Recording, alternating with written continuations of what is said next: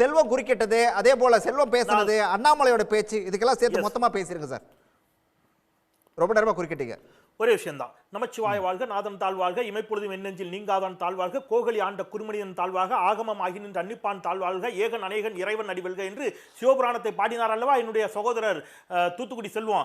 இதே சிவபுராணத்தை பாடி நெஞ்சமெல்லாம் சிவநாமத்தை தாங்கி காதலாகி கசிந்து கண்ணீர் மல்கி ஓதுவார் தம்மை நன்னெறி குய்ப்பது வேதம் 4 மெய்ப்பொருளாவது நாதன் நாமம் நமச்சிவாய என்று சிதம்பரம் கோயில்ல ஒரு ஹிந்து ஓதுவார், ஆறுமுகசாமி ஓதுவார். அவர் ஹிந்து சைவ ஓதுவார்.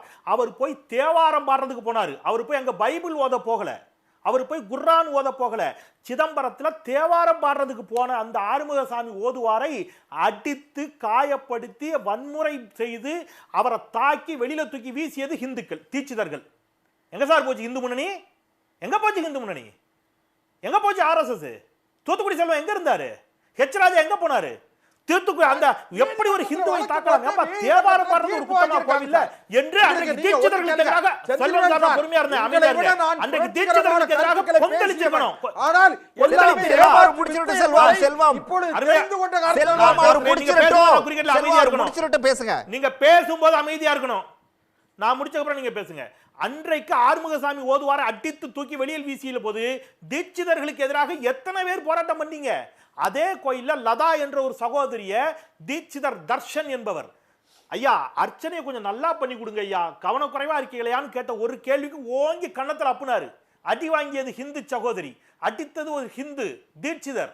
எத்தனை பேர் போராடினீங்க? ஒரு ஹிந்து சகோதரி அடி வாங்கிட்டாங்கன்னு அவங்களுக்கு திருட்டு பட்டம் சுமந்துனீங்க. சார் என்ன கதை விடுறீங்க? என்ன திடீர் ஏன் இதை கேட்கறனா? ஹிந்துக்கள் எல்லோரும் ஒற்றுமையாக இருக்க வேண்டும் என்று மாநாடு நடத்தப்படுகிறது என்று ராஜகோபாலையா சொன்னார். ஏன் சார் தீட்சிதர்களும் ஆறுமுகசாமி ஓதுவாரும் ஒற்றுமையா இல்ல? அந்த ஒற்றுமையை வலியுறுத்தி நீங்க ஏன் யாரும் போராடல? சார் வேணாம் சார், விட்டுருங்க. வைணவத்துக்கு வாங்க. நீங்க என்ன பண்றீங்க வைணவத்துல? இந்த காஞ்சிபுரம் கோயில்ல ஹிந்துவுக்கும் முஸ்லிமுக்கும் சண்டையா? ஹிந்துவுக்கும் கிறிஸ்தவருக்கும் சண்டையா?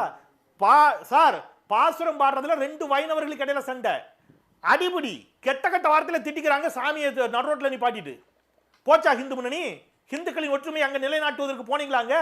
சார் இதே திருச்செந்தூர் முருகன் கோயில்ல என் பாட்ட முப்பாட்டனை உள்ள விட மாட்டேன்னு நாங்க லண்டன் பிரிவியூ கோர்ட் வரைக்கும் போய் வழக்கு வாதாடினோம். அன்னைக்கு எங்களுக்கு ஆதரவாக இருந்தது யாரு? நீங்க வந்தீங்களா? ஆர்எஸ்எஸ் வந்துச்சா? சார் நடந்துச்சா இல்லையா?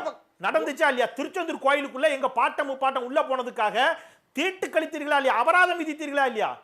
சாந்துப்பட்டர் மீனாட்சி அம்மன் கோயில்ல ஒரு காலம் கிடையாது சார். தேவையில்லாம போய் பையா சொல்லாதீங்க. முப்பாட்டனை கோயிலுக்குள்ள விட்டதுக்காக அன்னைக்கு சார் ப்ளீஸ் நான் பேசுறது அமைதியா இருங்க. கிடையாது சார், நான் பேசுறது எல்லாமே டாக்குமெண்ட். ராஜகுமார் சார் நீங்க you may be IAS officer, but நீங்க மட்டும் புத்திசாலி நினைக்காதீங்க. நான் உங்களுக்கு பதில் சொல்றேங்க. நான் உங்களுக்கு பதில் சொல்றேன். எரர் அப்படினா நீங்க எனக்கு பதில் இல்ல. நீங்க இவ்வளவு நேரம் என்ன சொன்னீங்க? நான் யாருக்கும் எதிர்க்கருத்து சொல்ல மாட்டேன், பதில் சொல்ல மாட்டேன்ட்டு இப்ப என்ன எனக்கு பதில் சொல்றேன்? ஏன் எனக்கு புரியல. ஹெச் ராஜா பேசினா அது கிடையாது, அத கணக்குல எடுத்துக்க கூடாது. ஏன் கணக்குல எடுத்துக்க கூடாது? நீங்க முடியுங்க, நான் பேசுறேன். சார் ஒரே ஒருத்த ராஜா திருவேங்கடம், ஹெச் ராஜா நீங்க பேசிங்க, அது உங்க கருத்து. ராஜா திருவேங்கடம் என்னுடைய கருத்து ஒன்றுதான். ஹெச் ராஜா தனியா பேசல, இந்த மாநாட்டை மையப்படுத்திய ஒரு கருத்து பிரஸ் மீட், இந்த மாநாட்டுக்கான பிரஸ் மீட், அதுல பேசுறாரு. முஸ்லிம்களும் கிறிஸ்தவர்களும் உபூதி வச்சுக்கலன்னா அவங்க தமிழர்களே இல்லைங்கிறாரு. சார் நான் என்ன சொல்றேன், தமிழன் என்றாலே ஹிந்து தாங்கிறாரு.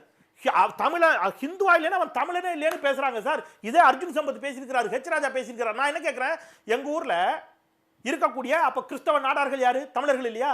கிறிஸ்தவ மீனர்கள் தமிழர்கள் இல்லையா? ஒடுக்கப்பட்ட கிறிஸ்தவர்கள் தமிழர்கள் இல்லையா சார்? அவ்வளவு பேர் எங்க அங்காளி பங்காளி சார், அவ்வளவு பேர் என் மாமா மச்சான். அவங்கள தமிழர்கள் இல்லைன்னு சொல்றதுக்கு நீங்க யாரு? நீங்க தமிழ் கடவுளை முருகனை வச்சு எடுத்துட்டு இருக்கீங்க. இந்த கீழடியில இப்ப தமிழ் கடவுள் முருகனை கையில் எடுக்கிறீங்களா? கீழடி அகலாய்வுக்கு அனுமதி கொடுக்காம இருக்கிறீங்க. இவங்க திடீர் பக்தி கொஞ்ச நாளைக்கு முன்னாடி இவங்க தான் என்ன பண்ணாங்க? சரி செந்தில் சார், செந்தில் சார் இது ஒரு லாஸ்ட் 2026ல பாஜக என்ன தாக்கத்தை ஏற்படுத்தும் இந்த மாநாடு? அழகர் கோயில் மலையை உடைப்பதற்கு அனுமதி கொடுத்தது இவங்க தான். அடுத்த வாரமே திடீர்னு இவர்களுக்கு முருகர் மீது பக்தி. இத நாம நம்பணும் சார். அனுமதி கொஞ்சம் நேரா வாங்க. இது வந்து அரசியல் ரீதியா என்ன தாக்கத்தை உண்டாக்கும் பாஜகவுக்கு? அரசியல் ரீதியாக பாஜகவுக்கு பெரிய செட்பேக்கை கொடுக்கும். இது ஏன் நான் சொல்லட்டுமா? அயோத்தியிலே இவங்க தோத்துட்டாங்க. அயோத்தி ராமர் கோயில் இருக்கும் அதே தொகுதியில பாஜக தோல்வி. சபரிமலை விவகாரத்தை கையில் எடுத்தார்கள், உச்சநீதிமன்ற தீர்ப்பு. ஆனா இவங்க கம்யூனிஸ்ட் கட்சிக்கு எதிராக அதை திருப்பினாங்க. சபரிமலை அமைந்திருக்கக்கூடிய அந்த தொகுதியிலேயே பாஜக தோல்வி.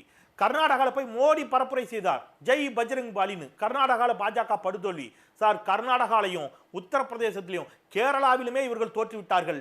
தமிழ்நாட்டில் தமிழர்கள் எப்பொழுதும் விழிப்போடு இருப்பார்கள். தமிழ் கடவுளை நாங்கள் ஏற்றுக்கொள்வோம். தமிழ் கடவுள் முருகனை வைத்து அரசியல் செய்யக்கூடிய யாரையும் நாங்கள் ஏற்றுக்கொள்ள மாட்டோம். உடனுக்குடன் செய்திகளை தெரிந்து கொள்ள சன் நியூஸ் பெல் ஐகானை கிளிக் பண்ணுங்க.